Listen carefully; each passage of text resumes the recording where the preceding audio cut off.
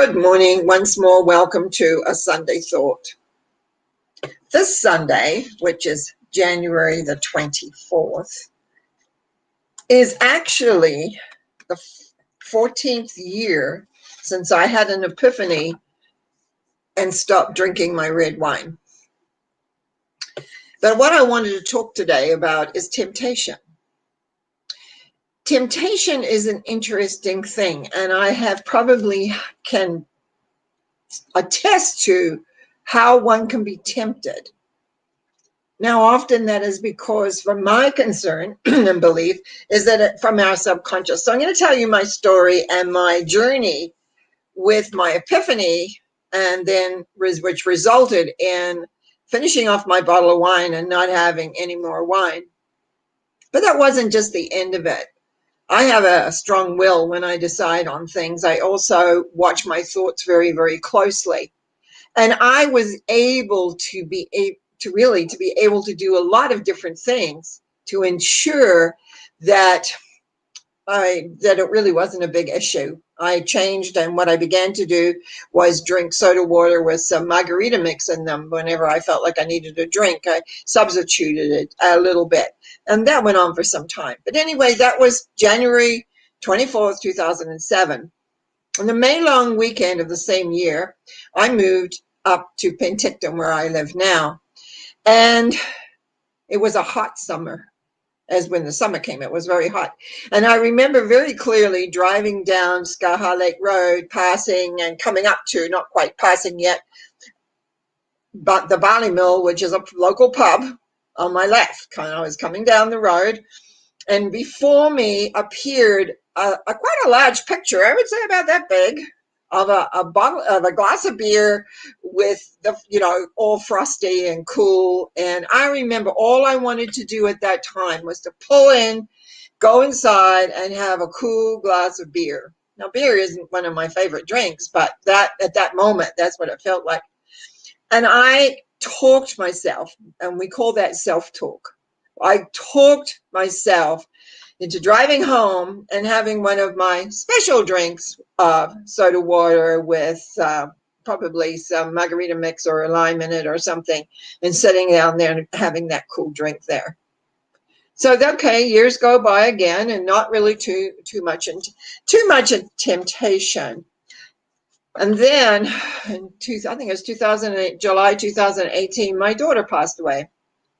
And the morning after we had found that she had gone, a big bottle of wine. Now, the beer glass had been this big, but the wine bottle was probably that big. It appeared right in front of my eyes. And I remember looking at it thinking, no, we've been that route before. We're not doing that again.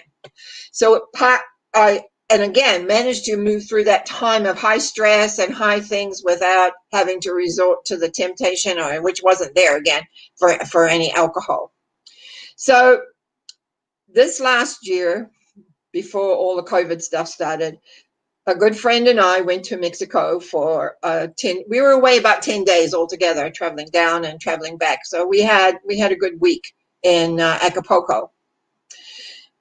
During that, I was drinking virgin margaritas. Now, the bar people didn't understand what virgin margaritas were, and I would say, no alcohol, just give me the mixture. I like the mixture. And I believe the usual people knew that, but there was a new guy walking around, and when margarita, he didn't know it was going to be a non-alcoholic one, and he brought me one. The taste of alcohol in it was not high. It was only in retrospect I realized that it must have had alcohol in it. Now, the next day, I got up, and my mind kept saying, you could have another one of those. It tasted really good. You could have, and just this little muttering that went on in my mind about having another drink. Now, I had to be fairly strong. It's hot. It's a beautiful day. I'm sitting out there reading my book, etc. And so when the guy comes around, I'm saying, against a lot of what was happening inside, saying, no alcohol. So they understood what I meant. But that movement surprised me as how quickly having that little bit of, what would it be if it was an ounce? I don't know. They just kind of dip it in. I don't even think it's that much. How much it's set up inside of me, the need to have alcohol. So anyway, I got through that holiday, no problem, came home, everything's back to normal. Then, there's something about being locked up and not being able to communicate and do what you want and have gatherings. I'm a person that likes to gather people together when I can. And I was considering having a gathering and realized I couldn't have a gathering at my place because I live in a little apartment block that says no visitors. So to make a long story short, I ended up phoning a friend. And this afternoon, I'm having my afternoon tea party because there's a reason for that, but at her place. Because we all visit, and you could say it's my bubble, but because it's no visitors here, basically, I can't have my tea party here. So anyway, I'm sitting in my chair watching my TV show, or I forget, I think that's what I was doing, when all of a sudden, I really felt like a glass of wine. It wasn't the big vision, it was just a feeling like, you could have a glass of wine. Which, of course, I immediately said, no, we're not doing that, because it doesn't always stop at one wine. That's what happened often when I did quit. And I'd start, I just have a glass of wine with friends, or I just have this, or I just have that. And the next thing I would be back to my bottle a day. So I just want people to be aware of how you can be tempted of something that you thought were long gone. Why do smokers take up smoking again? Why do drinkers begin to drink when they maybe haven't had one, like me, for 14 years? Why do we do other behaviors that we don't normally do anymore? And all of a sudden, there it is. You forget that in the subconscious, it's all down in there. And we don't talk enough about the subconscious anymore. There's a lot of other talk that goes on, but the realization that your subconscious has all of that awareness. And at times of stress, of times of uncertainty, at times of not really being sure of how everything was going to be, those thoughts spring back up. And you've got to have a strong mental self-talk to be able to say no, or to be able to recognize that this is not something that you choose, because everything is a choice. And you get to choose whether you want to do this or do that. So I'm going to do what I do every week, is say, watch your temptations, especially as everyone is beginning to feel the pressure now of not being around family is being extended now, and where I am till February 4th, I believe, and maybe it'll be extended more. We're not really free to come and go as we want. We're not really free to have people in that we want. We're not really free to do a lot of different things, and it creates a pressure.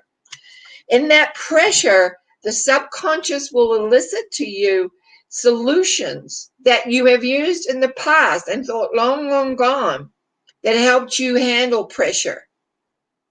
But those behaviors you may not want to do. You may not want to be smoking or drinking or doing whatever it was that you would do to relieve pressure. I wasn't ever into drugs, so that's not part of my thought patterning, but I know people who are. And it's like, or have been, I should say, rather than because right now it's like my circle of communication with people, besides clients by phone and or Zoom, my communication with people is very little. So I want you just to be aware of how you strategize stress. How does the temptations come on up? How years can go by, absolute years, when all of a sudden there it is. And the key is to have your self-talk strong enough to be able to say no. Now, I have a lot of techniques to be able to change thinking patterns, and I have utilized them for years, but it's surprising how quickly they can come, and they can almost take you by surprise if you're not on top of it. If you have not created an observer, if you have not been aware of how you think, the thought will come in. And what happens once you have created the thought coming in and you've given it some energy, and so it can go back and come back up again quicker and quicker and quicker, that's also how we can get caught. Really want to thank you for listening to this thought. It's usually I like to be fairly short when I do these, and I kind of talked on, but I think it's important right now with all the pressure that's going on that you really take stock of how you're handling the restrictions, how you're handling how to put a mask on every time you walk out your door, how you're handling all these things that you can't hug, you can't be at one with people, which actually supports our well-being. All those things which support our well-being have been taken away. Oh, I know they said what they say is that it's, to keep us all safe from this virus. But the thing is, you've got to take care of you. So watch the temptations, watch the thoughts, watch how everything works.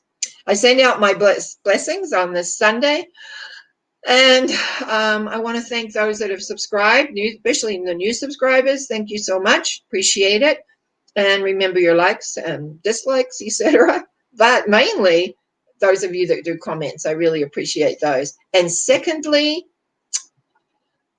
what is secondly? I don't know. Have a good day. Have a good week. I'll be back on Wednesday and again on Sunday. You enjoy life freely and easily and leave your temptations away. Blessings to all.